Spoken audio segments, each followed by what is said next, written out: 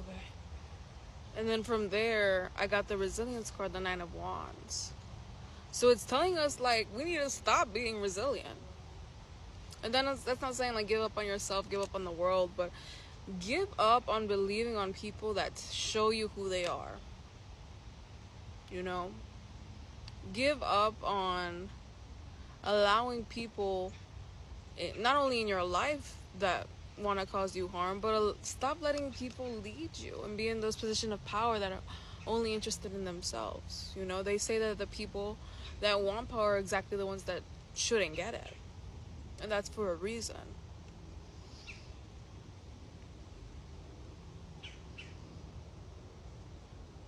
Because it's that urgency, that desire to have power over people that wants them to be in those authority positions.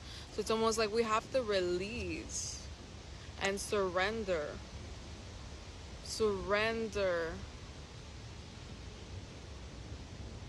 you know, from what we've known. Because all of what's coming in right now, you know, because of all of this destruction that's happening right now, all of these, the truths that are coming out, all of these people that are kind of like stepping down. I don't know if you've seen that all the CEOs, a lot of CEOs have been stepping down, right? It's almost like destruction in a way, but from destruction can come so much beauty, so much creation, and it's almost telling us to let go of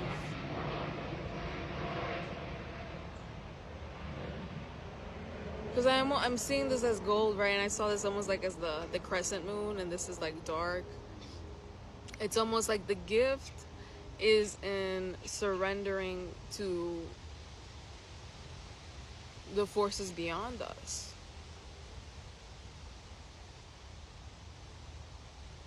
Take all that fire, all that anger, all of that despair, all of those emotions, all of that anger that comes with the disappointment of all these authority figures, right? Of all these people in the world who run the world, right? People run the world. We gave them those positions of power. We can take them back. And Spirit is doing exactly that. And we just need to trust. We need to trust that right now in this year of karma, this year of 8, this year of rebirth, death, transformation, the world will be transformed.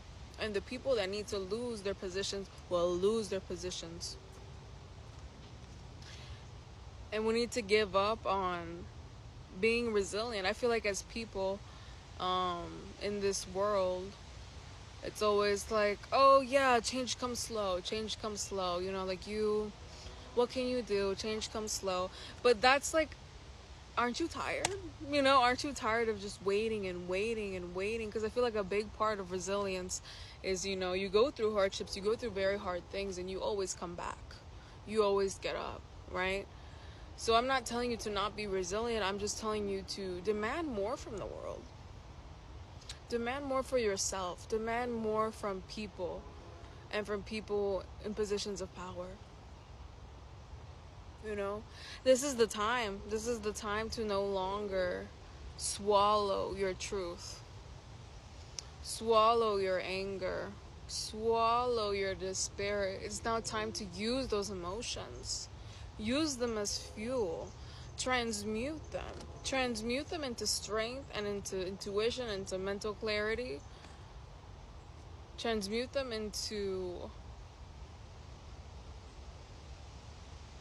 the mental strength to lead with the power of love,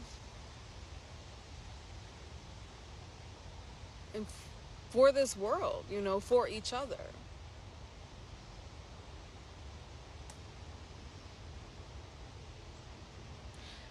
You know, they always say like the revolution will not be televised, and you know, the power is in the people, and the people have the power to fight. And this is the time, you know, this is not the time to just be like, lie down, you know, this is not the time to swallow your truth, you know, because regardless, you don't speak, right? Because you're scared of the consequences of the outcome. But you know, there's something that I learned a long time ago in a passage by Audre Lorde that said that it didn't matter if she didn't speak, you know, even if she didn't decided to swallow her truth, swallow her grievances. She ended up just being still scared, but now silent.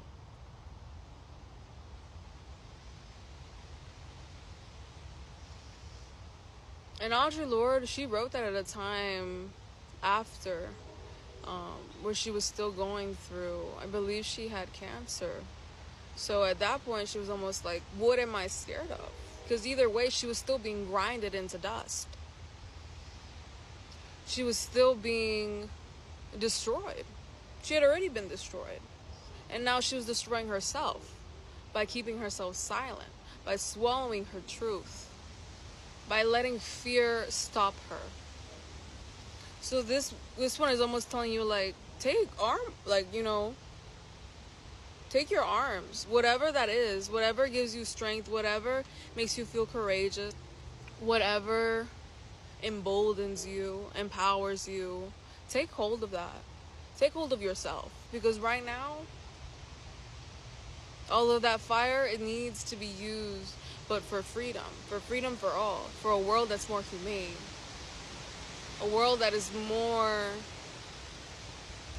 just, a world that is more caring, a world that is more sincere, a world where everybody can win.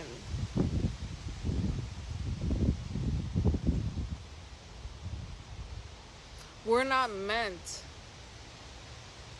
to follow. We're meant to lead ourselves.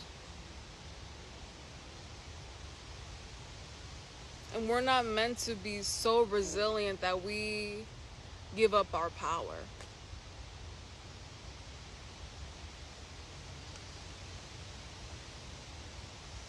And here the Hierophant is the last card I got for this reading. And then I was looking at the bottom of the deck, and I got Curiosity. So it's almost like a lot of people now are becoming more curious about how would it look like to have leaders that are more in tune with the divine, with spirit, with source. Because, you know, the divine source in God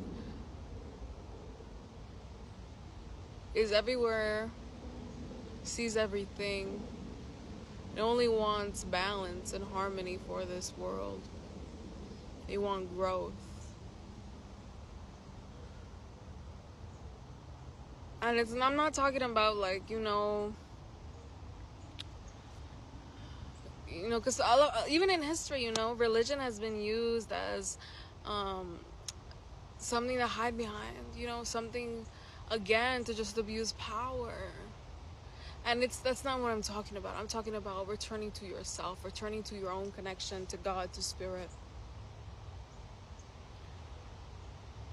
And seeing clearly and being able to discern, as you build that connection with spirit, who else is genuinely and sincerely connected with spirit.